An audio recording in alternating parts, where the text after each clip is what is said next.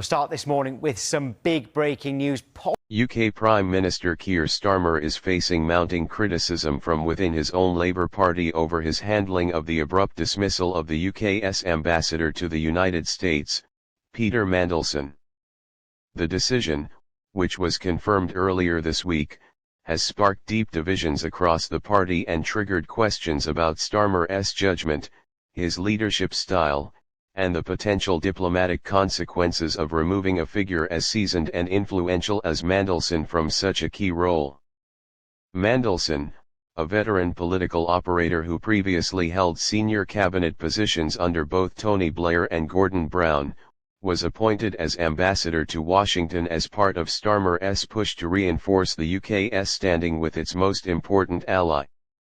His presence in Washington was widely regarded as a sign that the government valued experience, political nuance, and the ability to navigate the complexities of the transatlantic relationship at a time of global uncertainty. The sudden termination of his appointment has therefore raised eyebrows not only in Westminster but also in Washington, where Mandelson had been actively engaged in discussions over trade, security cooperation, and joint approaches to global crises. Within Labour, the decision has reignited long-standing tensions between Starmer's leadership and elements of the party that remain deeply skeptical of his centralising tendencies. Critics argue that Mandelson's dismissal was poorly handled, lacking transparency and creating the appearance of internal discord at a time when the government should be projecting unity and stability. Several MPs have openly questioned why Starmer chose to act so abruptly, and without consultation with senior figures, particularly given Mandelson's stature and connections both at home and abroad. Some party insiders have suggested that the sacking was motivated by personal and political differences between Starmer and Mandelson. Although Mandelson had been largely loyal to the government, he has never been shy about voicing strategic advice or subtle criticism when he felt it was warranted. Allies of Mandelson believe that this may have grated on Starmer, who is known for keeping a tight grip on decision-making and resisting challenges to his authority.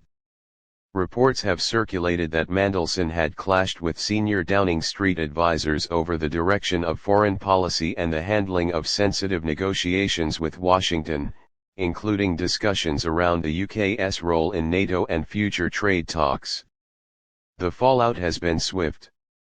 Backbench MPs, particularly from the Labour right, have warned that Mandelson's dismissal risks alienating important sections of the party, especially those who believe that figures from the Blair-Brown era still have much to offer in guiding Labour's approach to governance.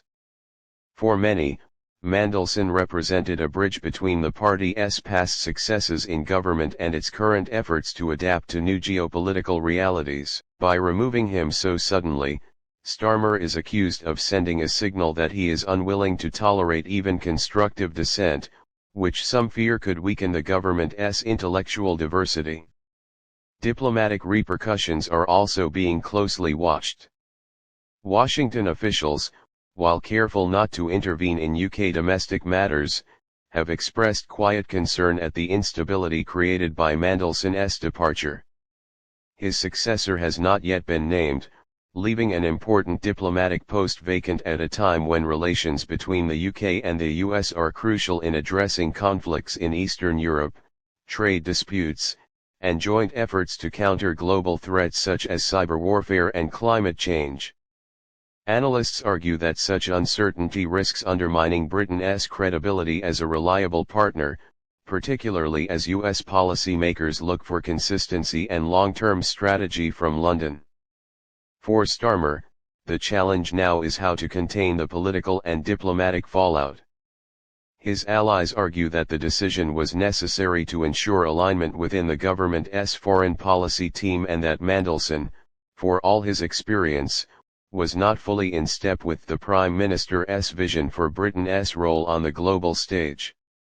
They insist that Starmer has the right to shape his team as he sees fit and that difficult decisions are sometimes required to maintain coherence and discipline.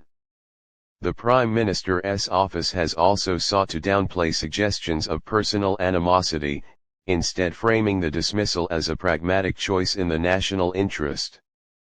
Yet the manner in which the decision was executed is proving difficult to defend. Senior Labour MPs have called for greater clarity on why Mandelson was removed and who will replace him. Party strategists worry that the controversy could distract from Starmer's domestic agenda, which has been focused on economic reform, public service investment, and restoring trust in politics after years of turbulence.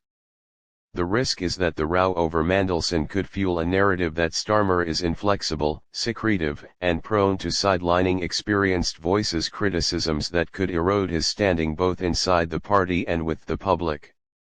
There are also questions about timing. With key international summits on the horizon, including meetings of NATO and the G7, Labour's handling of foreign policy will be under close scrutiny. The absence of a seasoned ambassador in Washington during these events could weaken Britain's ability to shape discussions and assert its influence. Critics argue that if Starmer felt Mandelson was no longer suitable, he should have managed the transition more carefully to avoid leaving a vacuum at such a sensitive juncture.